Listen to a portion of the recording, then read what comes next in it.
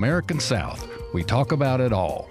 And you can join today's conversation by calling 1-877-MPB-RING. That's 1-877-672-7464. Or shoot us an email to food@mpbonline.org. This is Deep South Dining from MPB Think Radio.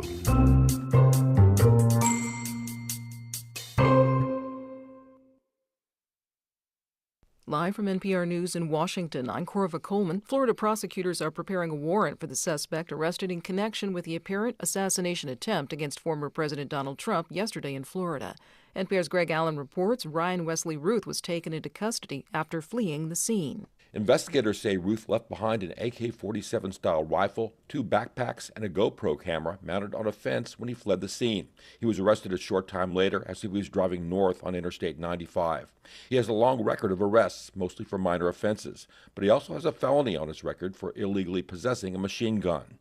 On a social media account, he says he supported Trump in 2016, but later expressed support for other candidates, including Nikki Haley and Kamala Harris. He was particularly active around the cause of providing support for Ukraine in its war against Russia. Ruth doesn't have any military experience, but said on social media he was willing to fight and die in Ukraine. Greg Allen, NPR News, West Palm Beach. The Coast Guard is holding public hearings today into the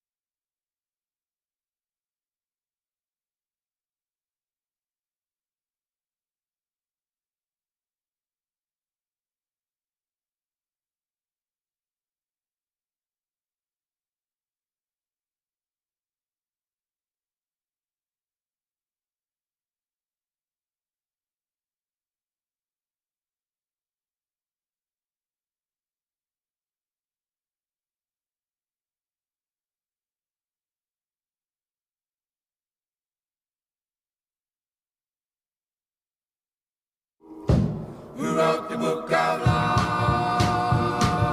Tell me, tell me, tell me, who wrote the book of love? I've got to know the answer. Was it someone from above? I wonder,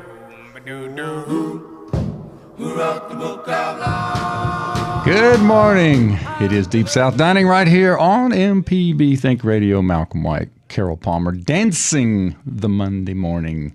The Book of Love, the theme song of the Sweet Potato Queens. It comes with a crowd-pleasing dance. Ah, well, I'm so happy that we've begun the hour with dance. There's so many things in the Book of Love. We can talk about books. Yes, the book festival. Yes, and we can talk about love because we were at a cookbook panel and we talked a lot about love and food. We did, and so we've just wrapped up the 10th annual Mississippi Book Festival this past weekend. Carol and I were on the site and in the mix, and we attended, well, you attended many on your own, I attended many on my own, but we attended together a session on cookbooks moderated by our very own Enrica Williams. And it featured Robert St. John, who is a friend to the show, Dale Gray, who's been on the show a few times, and Taylor Pittman, who I had not met, but Carol... Who will be on the show. I went up to her afterwards and said, please, and she said, thank you. She was the only person on the panel that we don't have on regularly. And she was so incredibly interesting. The Pantry book. Yeah, the Global Pantry. Global Pantry. And finally, last but not least, Ann Byrne was on the panel. And, of course, Ann Byrne was our guest last week for her new book, Baking in the American South. And I believe you did your own panel with an event with Ann Byrne last week. Yes, there was a conversation at Lemuria. It was to be at the Eudore Welty house, but because of the storm, the weather, we moved it to Lemuria. It was on, I think it was on Thursday. But either way, Ann and I had a conversation at Lemuria. It was really great to have her on the show Monday and Sunday, and then to see her both at Lemuria and later on the panel, which you and I attended, which was a lot of fun. Well, you know, I don't know if it's right that you can fall in love with the cookbook, but I am in love with her cookbook. It's killer.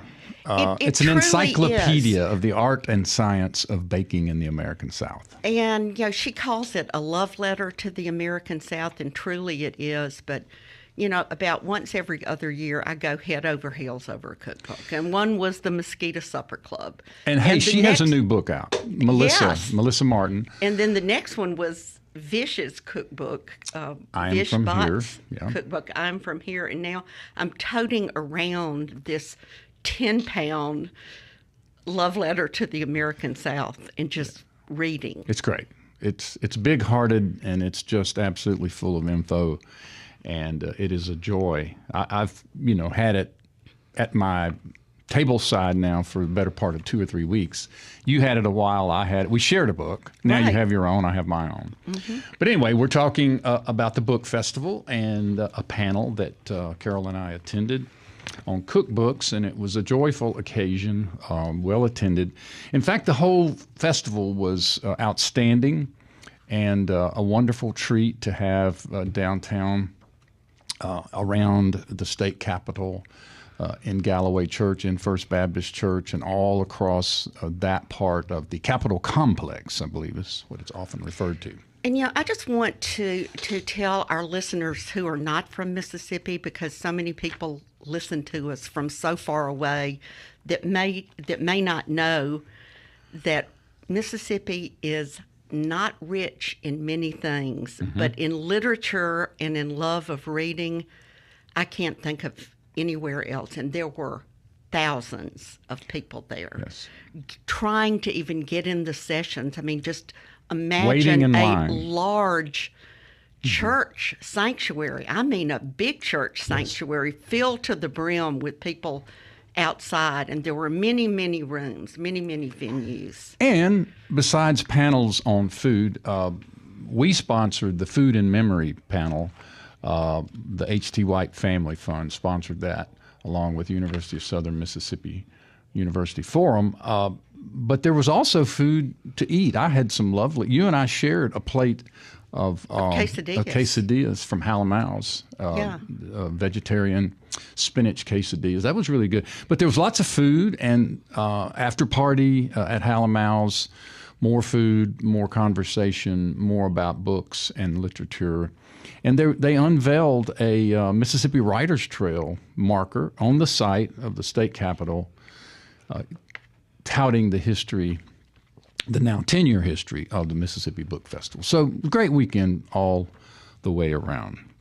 I did, before we leave the subject of cookbooks, I just wanted to say something. We never leave the subject of cookbooks. I know about this cookbook. It's called the Global Pantry Cookbook, and it's by Ann Taylor Pittman and Scott Mowbray. And we promised to have them on the show, but while we were there, one of the questions was, how do you sell your book? If you had to tell people about your book and your best recipe. It's one of Enrica's questions to each of the panelists. And I wanted to just share what we heard from the Global Pantry Cookbook.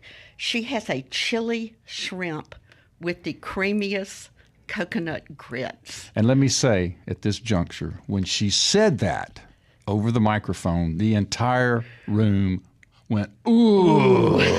No, I mean, like in unison, unprompted. Yes, and I've looked at this wonderful recipe. She took low country shrimp and grits and gave it this Singapore class, twist on it, and I can't wait to make it this week.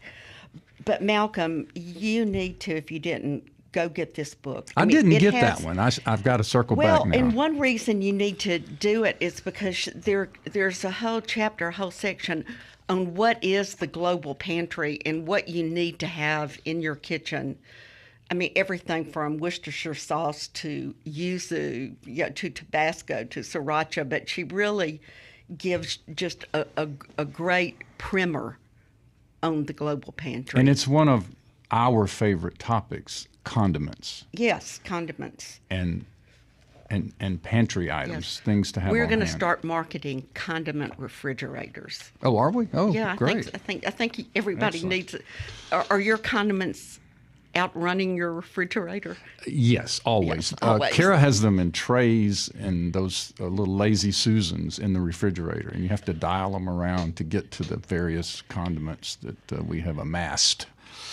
Well, speaking of Kara, she made a delightful dish yesterday. It was a sautéed zucchini with cherry tomatoes and baked with feta cheese, and it was delightful. I thought I shared it on Cooking and Coping, but I don't think I actually did. It was one of those things where when I was multitasking, but I have a wonderful picture of it, and it was not only beautiful to look at, but delightful to eat. Sautéed zucchini with cherry tomatoes, those were sautéed, and then topped with feta cheese and baked in the oven, and good. Well, please do share it on Cooking and Coping. There was just a lot of gorgeous food. It was a great week for Cooking and Coping. There was a question asked about Ann Burns' book last night that I responded to. Someone had dialed into our show on Sunday morning. We're live on Monday, rebroadcast on Sunday mornings at 9 on MPB Think Radio. And a listener had entered a question about Ann's book and wanted to know if Ann was, in fact, the cake mix doctor. And I was like, absolutely. So anyway, lots of chit-chat on our favorite website, Cooking and Coping. Well, I don't know if you saw this, but Bob Yarbrough, one of our favorite cooks, he's somewhere up in Virginia, did a Peruvian chicken. I saw that. Yeah, that pretty was fabulous. Whew. And then our own Marianne Petro from Jackson had a gorgeous grilled halibut over black rice with a garlic green onion sauce. Speaking of our friends who participate in this show and who call in and text and write and also get on Cooking and Coping, Barbara, is it Tercy? Tuccio. Barbara came to the Ann Byrne conversation at Lemuria, and we had a 30-minute conversation just about Ann's book about cooking and coping, about Deep South dining. It was so good to see her, to talk to her, and she stayed for the whole presentation. And it was just a joy, Barbara, to meet you in person, and thank you for being a part of our family. Because we love your food, and we think we know you because of your food. And now we do. Yeah, we saw Charlie Reeves at the book festival, who's a great poster. So it was fun. And as I walked around the festival site, no one asked me how it was going at Hal and Mal's or at the Arts Commission or the Tourism Office or at Jubilee Jam or St. Patty's Day Parade. Everyone talked to me about Deep South dining, which was cool. That is so cool. I've evolved, Carol. You have evolved, and I do want one more cook that really caught my eye this week was Mark James Klein, and he made a birria, which is a Mexican stew. It's a real labor of love, but it takes forever to make. Cooking it down, and it's usually with goat or beef or mutton. And just a shout out to you, Mark James Klein. It was unusual and it looked delicious. Now, there's been a lot of talk this week in our community about restaurants opening, closing, moving. So we'll run through that and just say that we were sad to learn that the legendary Finian's Pub, our only Irish pub in the city, has closed after many, many years. 28 years. 28 years. They are leaving a void in Jackson, in Metro Jackson, Mississippi, and in the Bellhaven Heights neighborhood. We hope someone else comes into that space. We don't know, but that is a great loss for us. Another downtown Jackson restaurant announced that they would be closing, and that's the Basil's downtown, which is tragic and sad and unfortunate, but they've been there a long time. 19 years, but he's opened other restaurants. I believe he has one in Ridgeland and one in Flowood. And I read this is Nathan Glenn who has these, that he wants to grow his brand and he's just moving in another direction. But we hate closings. Yes, we do. And Lou's Full Serve in Bellhaven has announced that he will be closing his Bellhaven shop and moving that operation out to, I guess it's Ridgeland on Highland Colony. Yeah, he has Lou's Southern Sandwich Shop. He had opened up a second concept, and he's going to merge the two out in Ridgeland. I think there's already a tenant moving in to that location. I don't have the details. Also, Robert St. John announced that he would be closing Enzo's. After 2 years, that it just had not worked out. And if you're interested in details, you can go on social media. Robert has posted videos about his explanation about that. But we also know that there is already another tenant, Taste Italian Kitchen out of Starkville, will be taking that location. And I have really heard fantastic things about this restaurant and this young couple that runs it. So very exciting news. Very exciting. And you and I had hoped to eat there this week, but right. We'll do it again. We'll do it next time. And also, on the upside, let's not forget that the Mayflower is now open and really doing great things downtown on Capitol Street.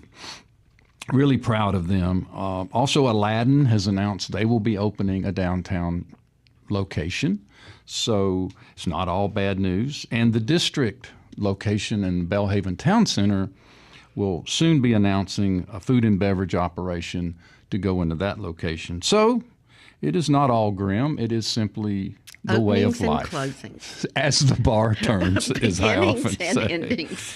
So anyway, if you'd like to join us this morning, we'd love to hear from you. It's 1-877-672-7464, or you can shoot us an email at food@mpbonline.org. We're going to take a break, and when we come back, we have a very special guest who will be joining us, and that is Jud Patterson, who we've been interacting with off and on since he discovered that we were talking about coffee and chicory. But Jacksonian Jud Patterson will join us in the second segment, and we look forward to that. Please stay tuned, and we'll take a short break, and more Deep South Dining will be right back.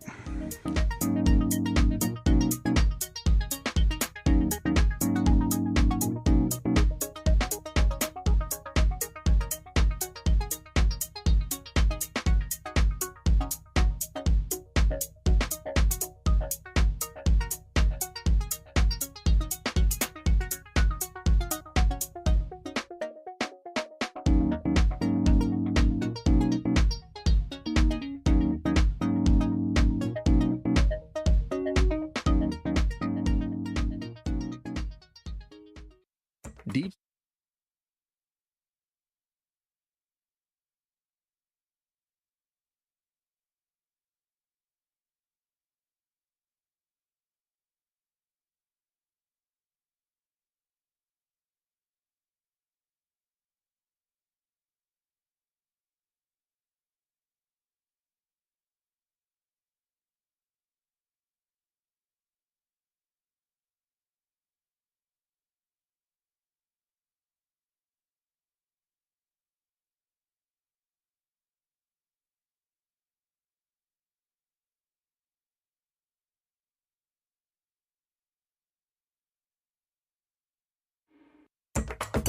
You're listening to Deep South Dining on MPB Think Radio. To call the show, dial 1-877-MPB-RING.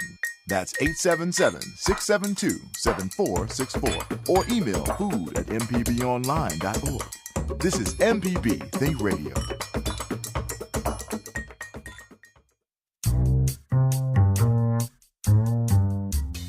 Welcome back to Deep South Dining. Malcolm White, Carol Palmer, and we are so glad that you are here. How you doing, Carol? I'm doing good, Mel. How you doing? Couldn't be beat. Couldn't be beat. All right, so now we're going to be joined by Jud Patterson. He's an entrepreneur. He's born right here in Jackson, raised in Tennessee, currently living and operating in North Carolina. Jud is a graduate of Ole Miss and I think also the University of Southern Mississippi, with degrees in psychology and computer science. These days he's doing his own thing, and we heard about him when we had a conversation about coffee and chicory, and Jud reached out through his sister, Carol. Yeah. Who is one of our Jan very Patterson own. Swearingen, who is one of our great cooking and coping posters and cooks. We're glad you're here, Jud. How's everything going? Welcome. Good. Can you hear me okay? Absolutely. I Oh, can yeah. see you and I can hear you. And Malcolm Great. has actually tasted your product. Yes. Jud was good enough to send me a bag of... He lost my address, Malcolm. I never got it. Exactly. And I didn't share, just to be honest. But We'll send you a bag. yeah. But the coffee is terrific. Tell us about how you got in this coffee business and about this coffee chicory that you are marketing. Well, I mean, I've been drinking chicory coffee since I was old enough to walk. As you know, my father was from New Orleans, and even though we lived in Jackson and in Tennessee, I visited my cousins in New Orleans, from a young age. So we would go down to the French Quarter and have cafe au lait and beignets, and then when we would visit, we usually stayed with my Aunt Selma, and she had this cup that I can still remember what it looked like, and we always had our cafe au lait in the mornings. And I didn't know there wasn't chicory coffee until I was pretty much grown and moved to Tennessee. So, fast forward about maybe 13 years ago, I bought a small drive-through coffee shop in Cary, North Carolina, and I served regular coffee, but I had a few people that said, "Hey, I understand you have chicory coffee here," and so I would serve that. And once I got into the coffee shop business for just a little while, I learned that I could get really good, fresh locally roasted coffee beans, and I wasn't serving off the shelf chicory coffee. So I found a place that I could get roasted and ground chicory from out of Nebraska, and I bought like 100-pound bag of it, and I went through that pretty quickly, and now I get my chicory from New Orleans, but I get my beans locally roasted here in Smithfield, North Carolina. There's a family here that owns a coffee plantation in Colombia, South America, and they get fresh beans and then they roast them right here, and it's just nothing like the freshness of fresh roasted and ground coffee beans blended with chicory. Now, that's an absolute fact, Carol. And, I drink Cafe Du Monde. I order a case every other week of the cans. And I've been drinking that brand for a really long time. And I do love it. But it's done good things for the you, Daddy Mel. Jacks, it just blows it away because of what Jud just said, the freshness. the smoothness of the flavor. It is a really awesome cup of coffee, and I blew through that bag really pretty quickly. Kara and I just were like, But I've used it all up, and I got to get some more. But I'll tell you, Jud, it's outstanding coffee, my friend, and you are to be commended for that blend, and I look forward to having it in my home again. So how did you educate North Carolinians to the chicory phenomenon? Well, I used to do a lot of events, and the nice thing about this is that you can brew it several different ways. And in fact, in each package I send out, there's a little insert that tells you a little bit about my father, and it also tells you multiple ways to brew the coffee. You can brew it in a French press. You can do a drip brew just like most people normally do. Or what I've found is what I like to do is I do a cold brew. So I'll take about 4 tablespoons is all it takes to a quart of water. So if you think about that, that's not a lot of coffee to a quart of water. And it's still, I'll put it in an old mayonnaise jar, fill it up with water, and shake it up really good and put it in the refrigerator overnight. Then the next morning I shake it again just to make sure all the settled, brew is evenly distributed. And then I've got a really fine wire mesh strainer, and I'll strain about, I've got a 15-ounce coffee mug that I use. And I'll put about half of the coffee in that, half a mug full, and fill the rest up with milk and heat it in the microwave and sweeten it to taste. And it's just fabulous. And it's a lot less work than getting the French press out or brewing your coffee. It's ready. So, and then I'll just put a couple of more scoops in and fill it back up with water until maybe 3 times. Then I'll empty it out and start over. But that's how I do it. And I tell people in my shop about that. Some people will come in and if Malcolm showed you the bag, it's got a picture of my father on it. And people will look at it and say, "Is that you?" And I'm going, "No, that's a compliment, but it's not me. It's my father." And he actually did the artwork for that label. Yeah, he drew it. Yeah. He was a P-51 fighter pilot, right? He was a pilot instructor. So he taught the guys how to do that. I don't think he ever was in combat, but he was an amazing man. I mean, he was a poet, an artist. Somebody snapped a picture of him in his flight gear back in the day. And then he took that later on and did a charcoal rendition of it. And that's what I used as the label for the coffee. I scanned it and then kind of cropped it into an oval. But he did charcoal drawings of my sister, me, my kids, and did a lot of oil art. And he was just and he was an entrepreneur as well. Well, you came by it honestly. Yeah, you did. You sent us a little information, and I was so interested in your story, going from computers and IBM and working in Japan, and that you actually have a patent on a beer glass. Yeah, it's too bad we can't show it on the radio, but it's called the beer hopper. It's a hop-shaped beer glass, and I don't know, several years ago, back in the mid-'90s, Jim Cook used to do his own commercials for Sam Adams beer. You remember that? Yep. And he talked about noble hops. They only use the best hops. And I thought, what does a hop look like? And I kind of came up with this idea of a container that was shaped like a hop. And I thought, well, let's make a container that you'd put on a bar to collect tips in, shaped like a hop, and call it the bar hopper. And then I went to a patent attorney, and he said, well, you can put a bar hopper in every bar, but you can put a beer hopper in every hand. I thought, that's pretty clever, so let's do that. So the first implementation of this was a glass shaped like a hop that has an area on it for etching, so I can personalize them. And that led to a whole other part of my business life. Was I started etching glass, and it grew into doing awards and custom glassware for people. So yeah. And you had a shop up until recently, right? A retail well, actually, shop. We have a retail shop. We've just recently decided to close the retail section, but I'm still going to be doing custom T-shirts and glassware and mugs and soaps and of course the Daddy Jack's coffee. out of a new little shop that we're building on our property. Okay. But we are closing the doors of our retail shop in downtown Smithfield at the end of the month. And so I know that you have a website too, Jud's Designs. Yes, so Jud's, Juds Designs.com. That's And where there's all everything kinds is. Is that where the coffee is as well?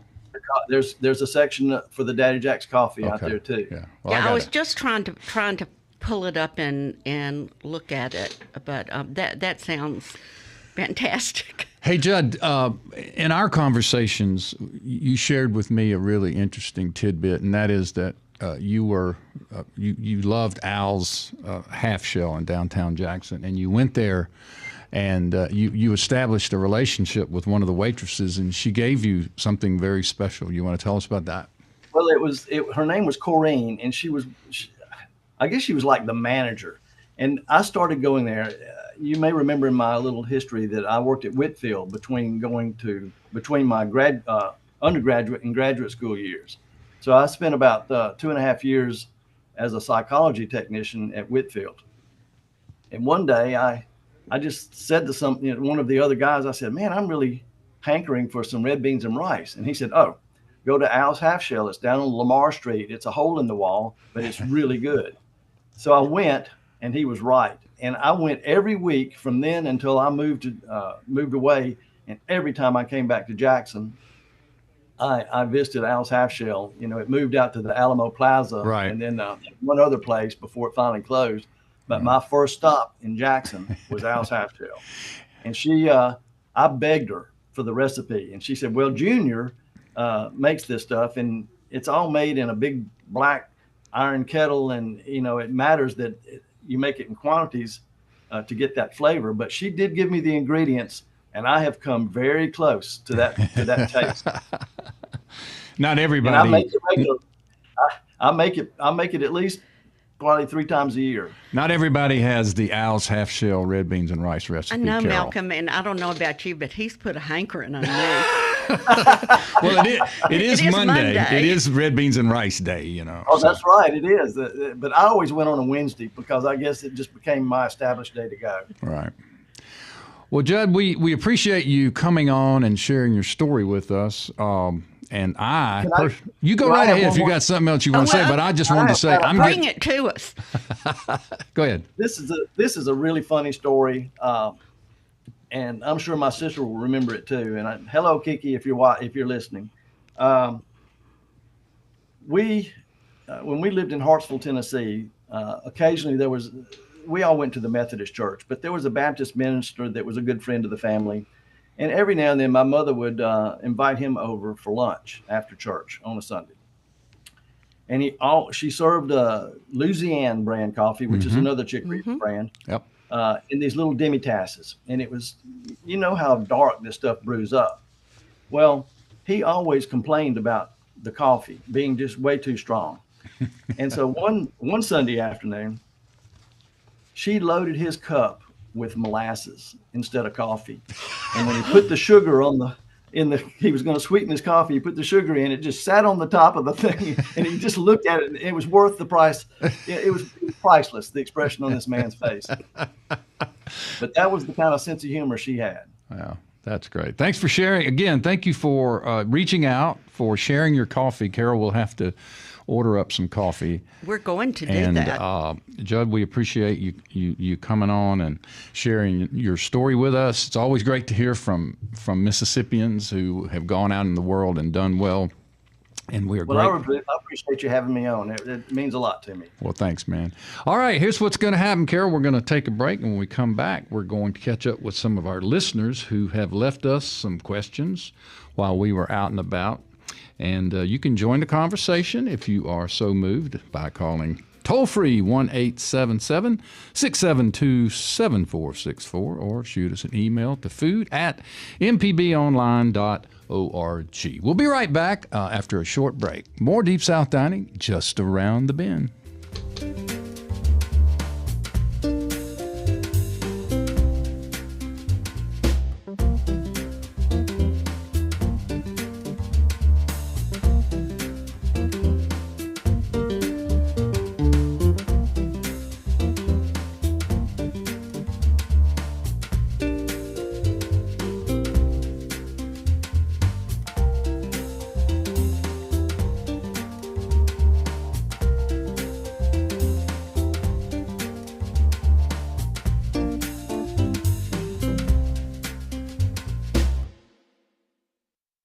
The radio reading service of Mississippi provides print-impaired Mississippians with news, information, and entertainment.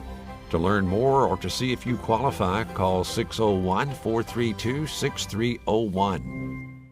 At Veracity Vein Center, trust is at the heart of what we do. We know the vital role that trusted information plays in our community. That's why we choose to underwrite Mississippi Public Broadcasting. MPB delivers programming that enriches lives and fosters a more informed society. Your support as an underwriter will help MPB deliver your message statewide alongside high-quality programming. Consider joining Veracity Vein Center and making a big difference today. More information is at mpbfoundation.org.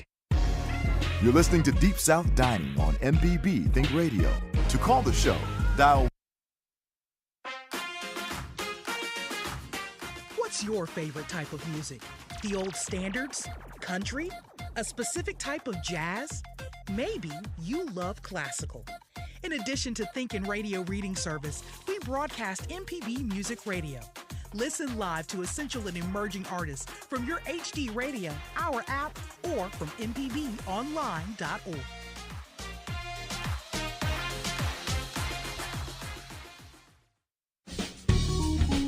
You're listening to Deep South Dining on MPB Think Radio. To call the show, dial 1-877-MPB-RING. That's 877-672-7464. Or email food@mpbonline.org.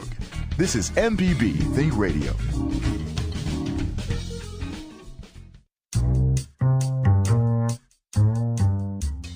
Welcome back to Deep South Dining right here on MPB Think Radio. Carol Palmer, Malcolm White. How are you, Carol? Malcolm, I'm You're good. over there just working away. I'm thinking about coffee. You should be. Jud's just got me thinking about coffee. He's got you zinged out. Well, we've put the band back together, Carol. Look who's just joined us. Oh, my gosh, it's management. Oh, Lord. The one and only Java Chatman is in the house. I heard you earlier. Look at that hat. He's got on the Book Festival hat. I had to represent. The Book Festival was a great time, and I heard what you said about people didn't ask you about Howlin' Mouse or Arts Commission. They asked you about Deep South Dining. Yeah. And I actually had a person come up to me and was like, "Are you Java?"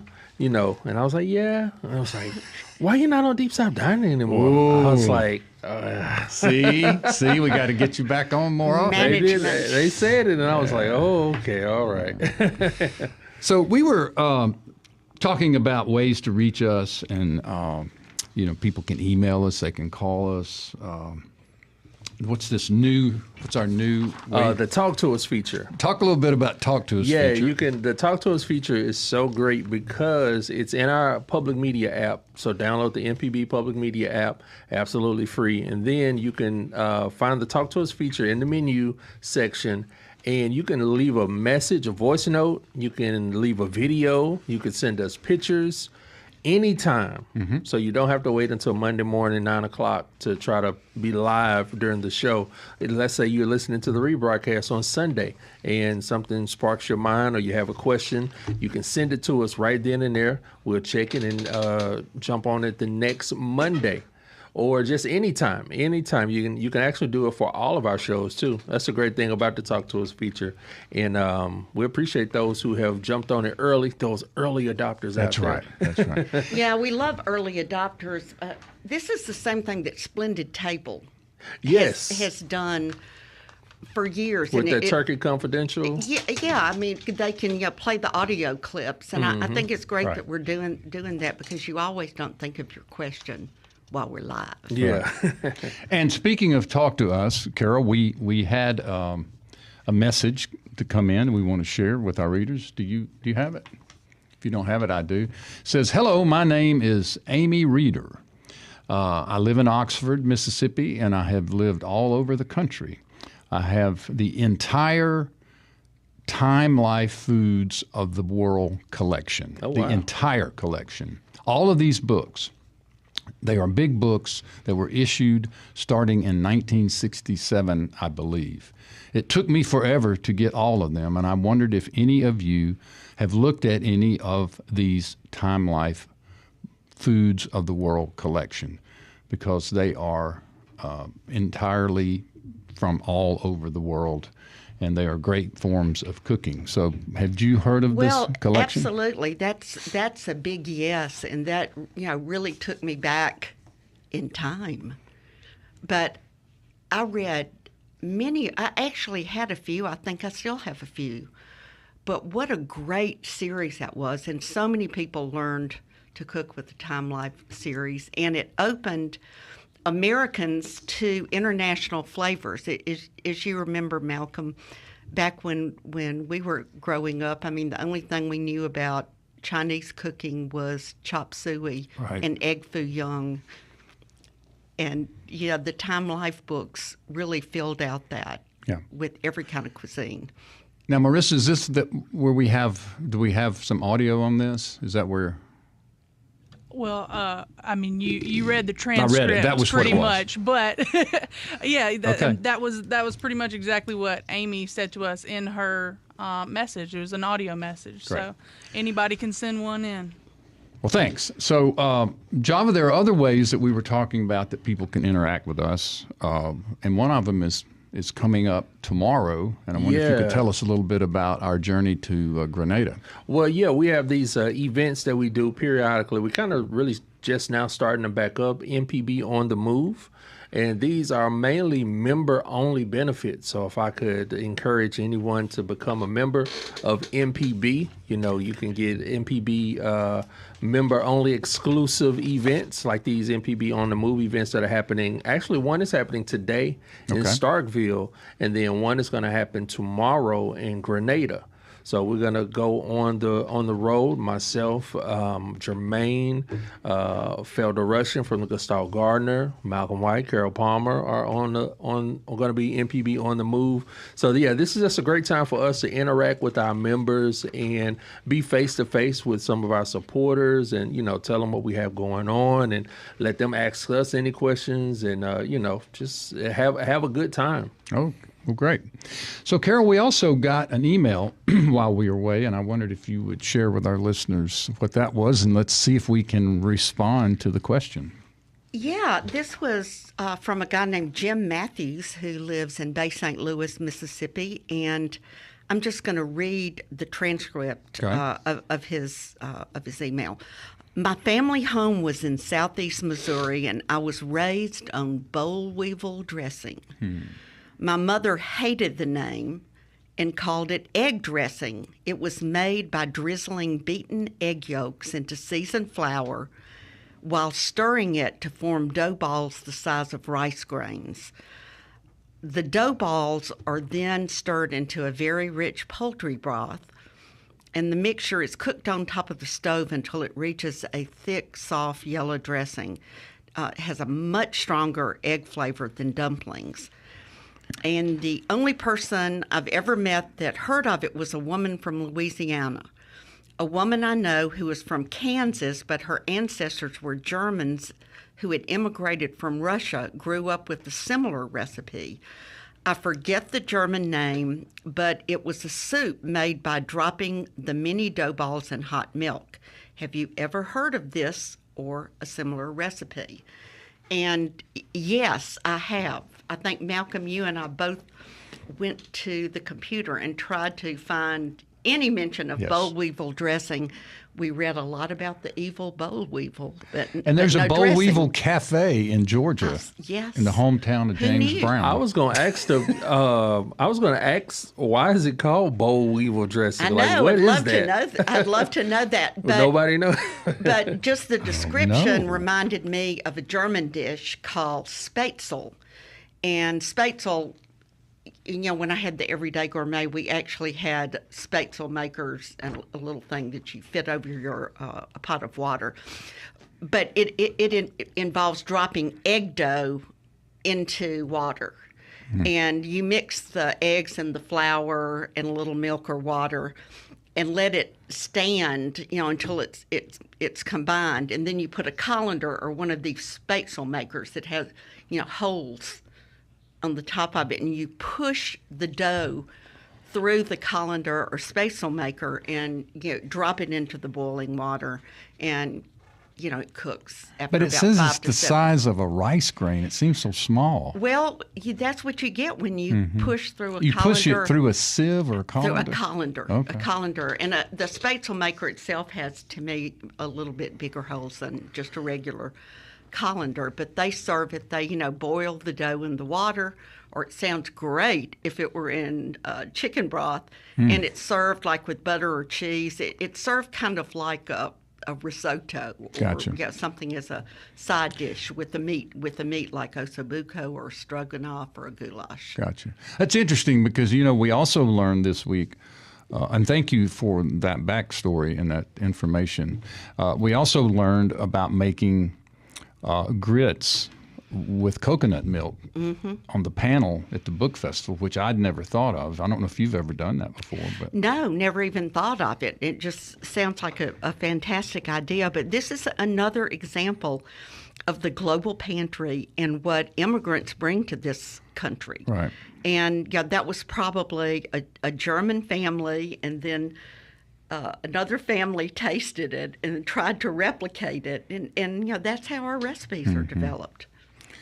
Well, it was a big weekend this past weekend. Not only did we have the Mississippi Book Festival in town, but Jackson State played Southern at Memorial Stadium, and I'm sure there was a lot of tailgating going on. Java, were you able to slide over there? Man, my Saturday was filled with the book festival. I couldn't get to it. I couldn't get to it, but we were only a stone's throw away from. I could smell. Yeah, that's what I said. I'm pretty sure you could smell it. I could hear the band. And speaking of smoke, Eddie Wright, friend of the show, he was at the Mississippi Book Festival.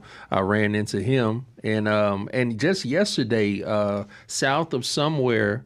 Author, y'all spoke about Dale Gray. Dale Gray. Yeah, she was over at the Magnolia Sunset Markets where her and Enrica, I guess they had a continuation of Saturday's talk. Oh, okay. Where they had a conversation at the Magnolia Sunset Market at Hallamaz on Sunday. Well, speaking of global cuisine, Dale has brought us, she's from South Africa, lived in Korea, came to the Deep South, and, her food is just an explosion. Yeah. Yeah, no, Dale is a powerhouse. She is. And she brought her husband to the panel, who I had not met until Saturday. And so it was really, that's how she ended up in Mississippi, by marrying a soldier. Well, we do a lot of things for love. That's right. That's right. Yes, we do. Yeah. So, Carol, did you have anything that you cooked this past week you want to share with us, or anything you've eaten? I really didn't, but I did want to touch back on this coffee conversation. Okay. The New York Times had a great story a couple of weeks ago, and when I saw what we were doing this week, I went and looked it up, courtesy of my friend Donna Barksdale, who reminded me of this. And the article says, funnel cake macchiato, anyone? The coffee wars are heating up, and this story is about the proliferation of small coffee houses that are competing with the big chains. They open as mom and pop coffee houses, and they have just some really wild stuff. And just, the funnel cake macchiato sounds pretty weird to me, but pixie stick energy drinks. Wow. Wild berry smoothies. Now this bubble tea. Bubble tea, yeah. See the that bubble a lot tea. now. And, I read several places that like a mom and pop would start one, and now they have, 97. So there's this whole explosion. I wonder if it's the same as like when microbrewery took off a little bit with beer, and home brew was really, really in fashion. Are we seeing the same kind of thing with coffee now? I think we are. I think yes. we are, and this is a And phenomenon. all beverages, really. In a lot of small it's the age of the beverage. and mid-size Because and speaking of that, Malcolm, I was looking at I think a TikTok the other day where someone was making their own fermented kombucha strawberry drink, and it was about this is what you do, and I was like, oh, I thought you just bought this at the store. Well, you can make it at home. I remember telling my brother, when McDonald's starts promoting coffee and tea, as opposed to hamburgers and French fries, you know there's a shift a-coming. And but yes, I think beverages it is a real revenue area. There's good markup and good profit to be made in beverages as opposed to, say, burgers or fries or other food items. This New York Times article says it's the fastest growing segment of the restaurant industry. Makes sense to me. Well, we just had, just in the metro area, I forget the 7 to 9 or those drive-through coffee places. There are several that have just kind of popped up. Well, I've seen one on Lakeland. I'm not. Carol, have you seen those? There's one in Clinton. There's one, I want to say, close to County Line Road.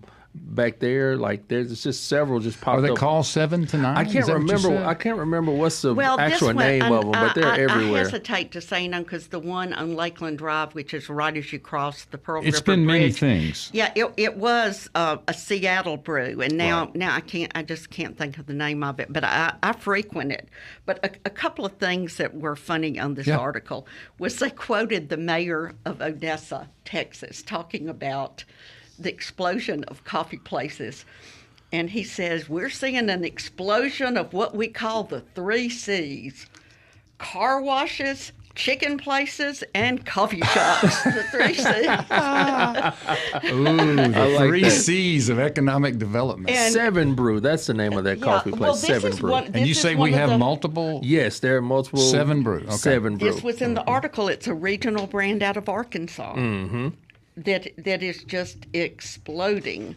And another thing, and I'll stop talking about the New York Times, but you talk about whatever you want to, Carol. You're fine. Starbucks has 16,000 locations. Only 16,000. Yeah, in the U.S. But one of these quotes, it said all the players are trying to expand their footprints in parts of the country like the Midwest and the South, which they argue are under-caffeinated.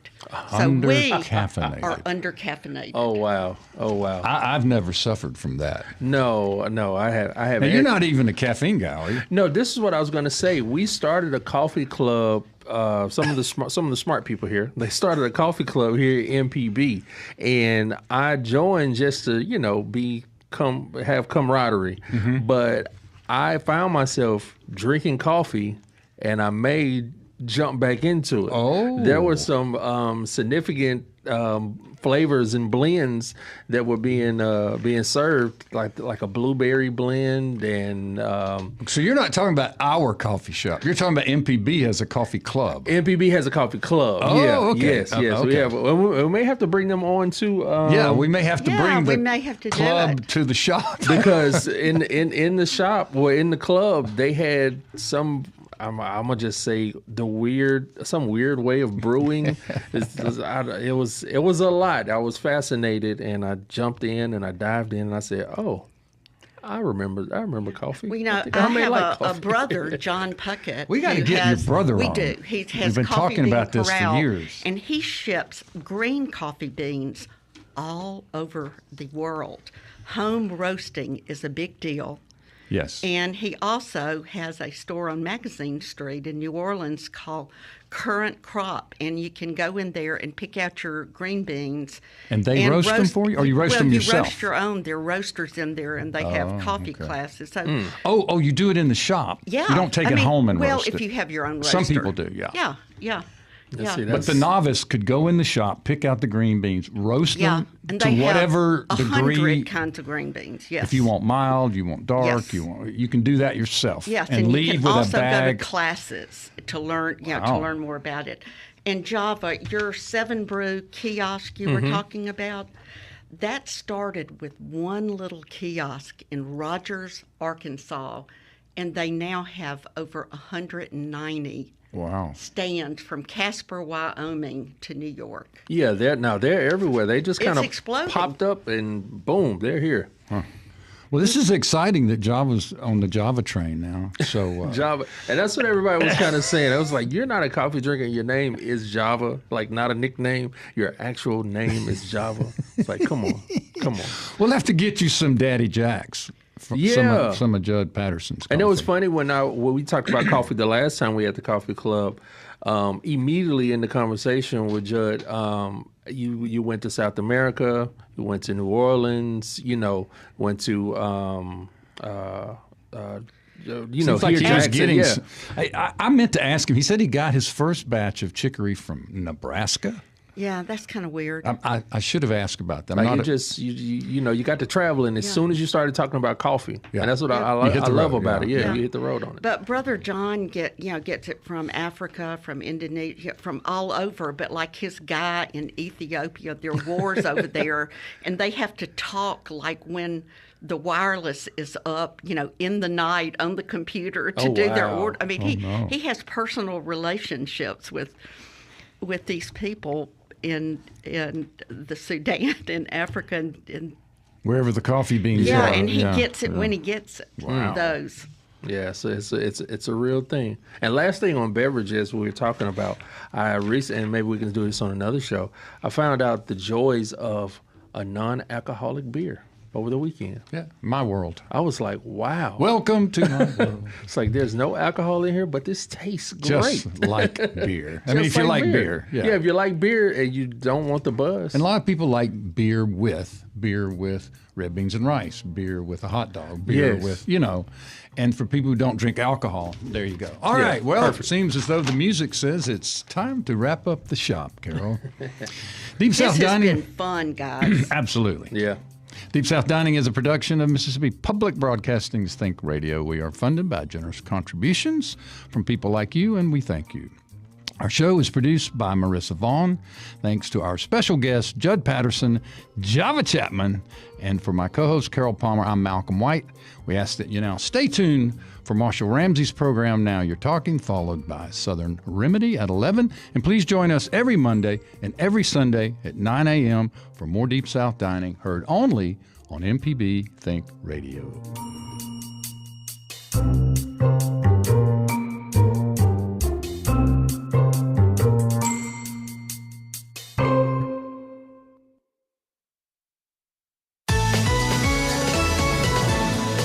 This forecast is underwritten by Blue Cross and Blue Shield of Mississippi and the MyBlue mobile app for people on the go. More at bcbsms.com. Our weather will be unsettled.